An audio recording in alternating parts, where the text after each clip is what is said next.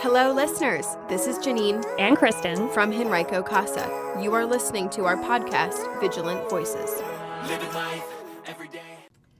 Hello, listeners. This is Kristen And Janine from Henrico Casa. You are listening to our brand new Vigilant Voices podcast.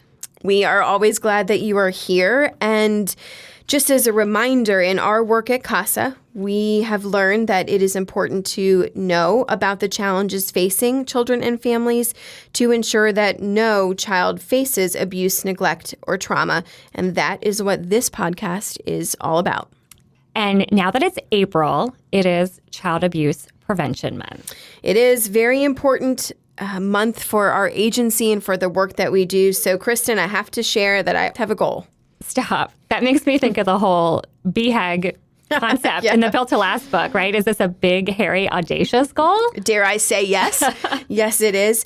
My dream is that child abuse prevention can become a priority so that we can put ourselves out of work. It's something that we say a lot in the nonprofit world, that if we could only solve the issues that so many nonprofits are doing for the vulnerable, right, then we could shut our doors, and that would be great. That's I'd rather the be ultimate unemployed goal. Yes, than having to do this work, right? Exactly. Yeah. And that's our vision statement at Henrico Casa, that all children live in safe and stable homes, which leads to the question, like, how do we even ensure that a child is, in fact, in a safe, healthy home? It's a really good question, and we do have a role to play, and we can all take this role in just being watchful and speaking up for children. Yes. And, you know, that to me is individualized, but it's also at a community level. And so I think that as a community, to work toward that vision, we really then have to understand the system that we are working within and how the system works to protect children. Definitely. Before we dive into the details, though, I wanted to share a CASA story that will paint a story of how the system works and responds to child abuse and neglect. There was a family that we worked with. This family had been visited by law enforcement 12 times in 1 year for calls related to domestic violence. That's a lot. It is. Child Protective Services became aware and had a child protective order issued for the children. So basically that means the children were moved to a safe place quickly, and their parents started receiving services from the county. We at CASA became involved to visit with the children and follow up on visitation and compliance concerns that everyone had. Yeah, I mean, this story to me highlights the very important role that CPS is what we call all the time Child Protective Services, so that's our acronym, plays in our community. And they are a government agency that's part of the Department of Social Services. They are a department that really prioritizes protecting children, and we work very closely with our social workers at Child Protective Services and, the police as appropriate, in these type of situations too. Yeah.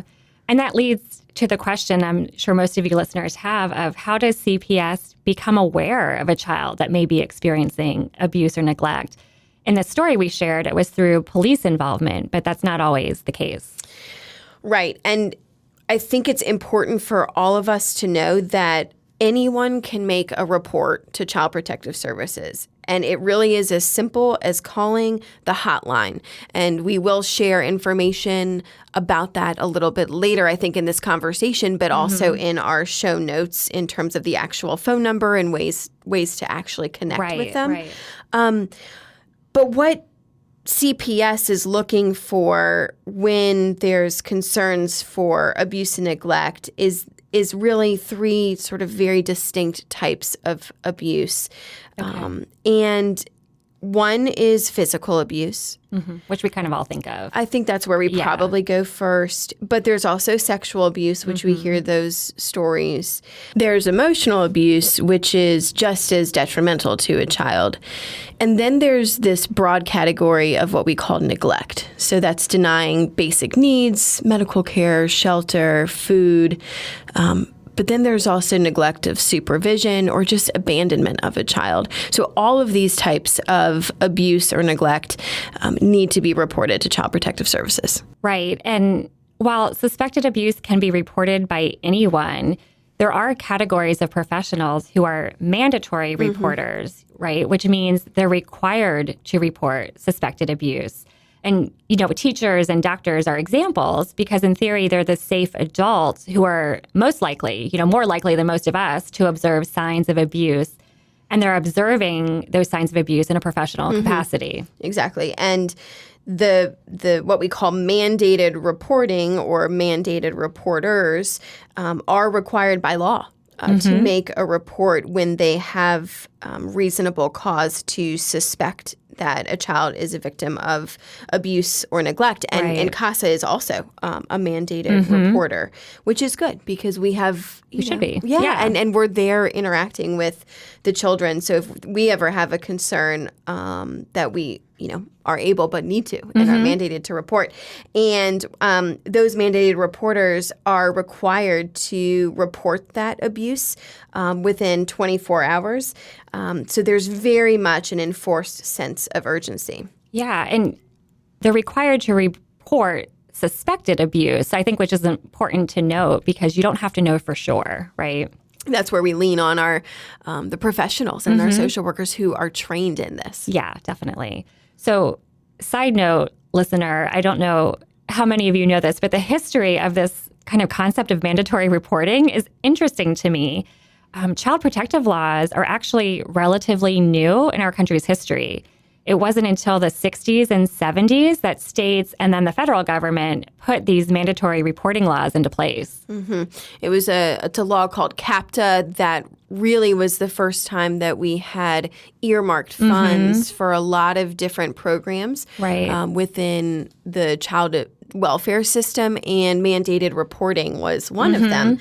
And it is interesting because there were long protections for animal rights before children. And I mean, I love animals. Right. Don't get me wrong on that. But it's a very interesting sort of study of our history of the progression of child abuse laws going back to child labor, orphanages. I mean, lots of different things that we felt differently about. Did children have rights? Sure. And that's definitely evolved, but it is still evolving. Okay. So a mandatory reporter or any of us reports suspected abuse, but then what? So, when CPS gets a call and concern, they go through what they call a screening process. And they're looking for a few things. And the first is, does the concern and report that is made fit that legal definition of abuse or neglect like we talked about. And if so, then it would move past the screening into what we would call either a family assessment or an investigation to learn a little bit more on what the concerns might be. Sure. Okay, so I guess we look at this kind of like an initial litmus test for, are there allegations that are valid? For instance, we might not like that we saw so-and-so raise their voice at their child in the parking lot, but if we called the hotline, that doesn't legally fit the definition of abuse, so there wouldn't be action taken. That's right. And again, this is where utmost respect to our colleagues in Child Protective Services.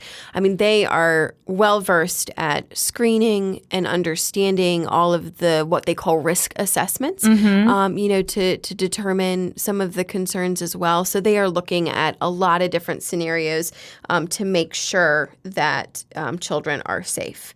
So after those reports come through, and if it moves forward in that screening process, then we have that investigation, and that's where CPS is really getting involved with the family. They're working to understand the needs, likely some of the issues, the extent of concerns of ongoing harm to the child. Okay, so assuming that abuse is confirmed, right, at this kind of stage, The next steps vary widely based on the circumstance. For instance, if the children are in immediate danger, CPS can file a motion in court for an emergency removal because it may be vital to remove the kids from the home for their own safety. Right. And in that scenario, children, could go to a variety of different places. Ideally, there's a relative, right? Whether it's a biological relative or maybe fictive kin. And what we mean by that is maybe a godparent who isn't necessarily related by blood, right, but they are absolutely integral, to that child's relationship with their family. Sure. Sometimes they have to be placed in foster care, just again due to concerns for their safety. But there are also situations when the child isn't considered in immediate danger, and so CPS might instead look at other measures. And I mentioned that family assessment. They can do ongoing work with the family to really try to connect those families with resources to strengthen so we can hopefully, prevent any concern for future abuse or neglect. And there are just so many services available out there. A lot of times we just have to make those connections because people don't know. You don't know until you need it, and then you're probably too overwhelmed to find it yourself. Family is so important. It provides vital connection and cultural identity for a child. And that's why removing a child from their family of origin can be so detrimental. It's traumatic. It's in most cases, if it has to be done, it must be better than the abuse or neglect they're already experiencing. But it is traumatic, and you don't want to do it unless you have to. And so if there's a way to strengthen a family, making sure a child is safe in their home, that's clearly ideal. Absolutely. And there is what we call now the Family First Prevention Services Act that was adopted officially in Virginia in 2018. So this was a federal law that Virginia adopted officially, has really put a lot of services in place in the last couple of years. But it's really providing what we call preventative or wraparound services to families more quickly and in advance to really try to mitigate that risk of removing children and placing them into foster care. Yeah. Okay, so keep us going through the process. Suspected abuse is reported and then passes through the initial screening and may be investigated. Explain where the court becomes involved. Right. So court... Okay, so is a phrase that we use. You can't see Janine, but she's doing air quotes around the court. Yes, court. Yeah, okay. Is a phrase that we use for a series of hearings related to a matter. So we're talking about it in a collective way. So child protective cases and children that are involved in the child welfare system are legally civil matters. Right. Okay. And where, as opposed to criminal, I guess. Yes, we should explain, I mean there right? can be criminal proceedings parallel to the civil. Exactly. Right, but it is separate to what we're doing here. And so, we talk a lot about what we do in Henrico County, which is outside of Richmond. And the cases that we see are in what we call our juvenile and domestic relations court. So those are specific to children, families, domestic type of issues. So when a case goes to court, the judges need a lot of information. So information is presented from social services, from CASA, from attorneys. And the judge uses that information to then make various decisions. The parents have an opportunity through their counsel to respond, to the concerns and allegations. And then the judge makes those decisions, but also sort of helps, a case plan come forward with the Department of Social Services to determine where to go on that.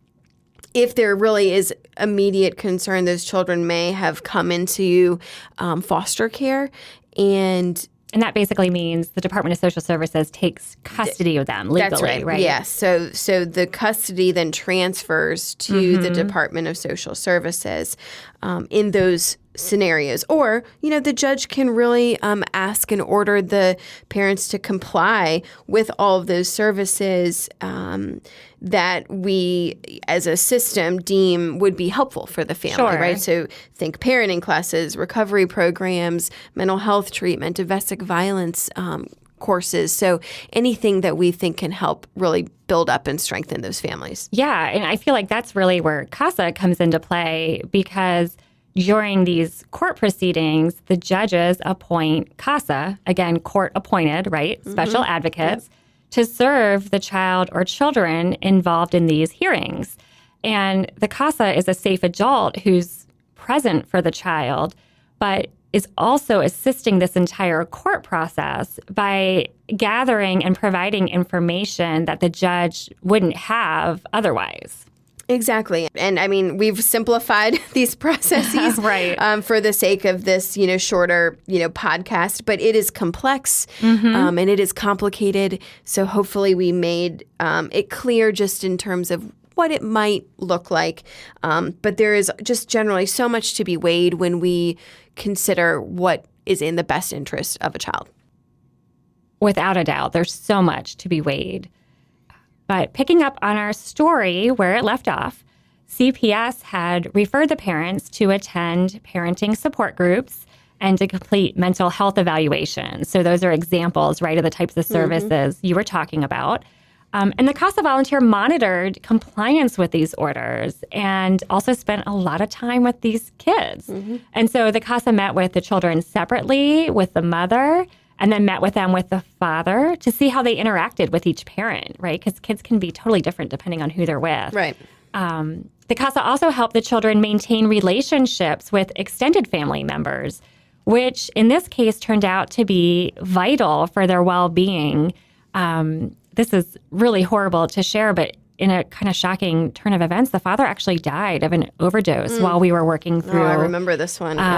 this case. And the mother and children were present when this happened. I remember this, yeah. Yeah, This so was hard. But CASA's knowledge of the family really helped the court quickly connect with other family members, because we knew who those other family members were and who the kids were comfortable with. And so that extended family was able to very quickly assume custody of the children.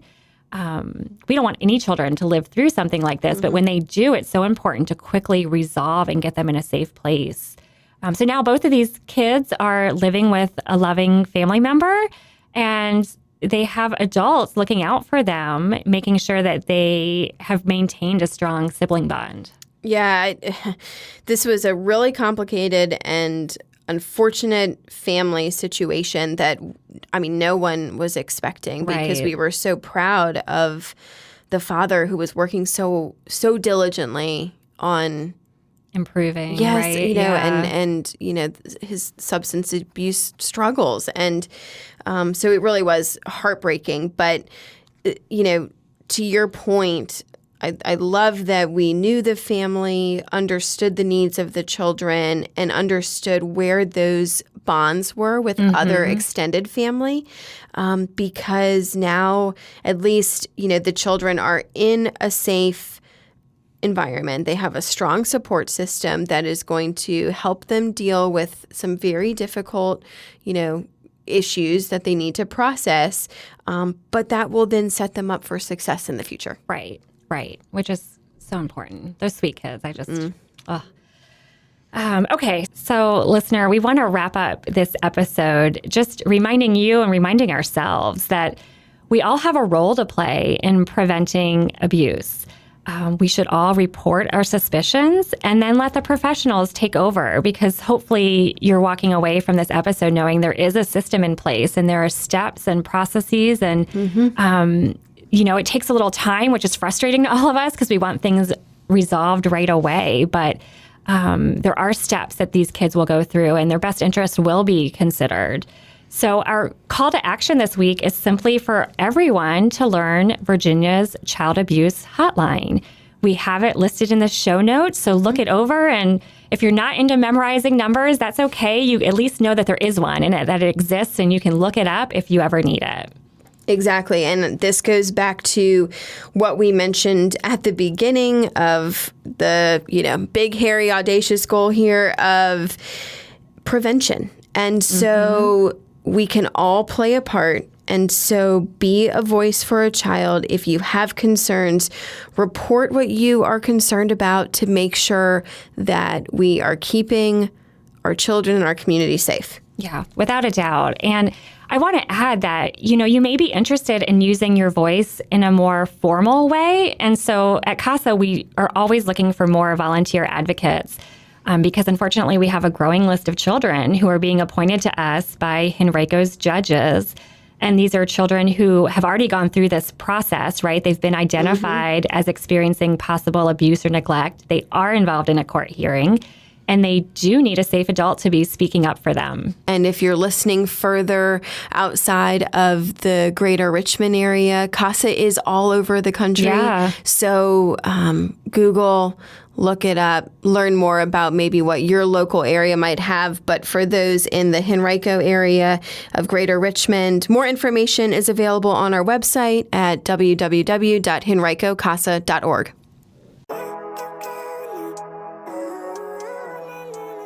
Thank you for listening to Vigilant Voices, Henrico Casa's new podcast. We have a vision for all children to live in safe, healthy homes. You can help us make that happen. Tell a friend about our podcast and find us on social media. I believe in the better days.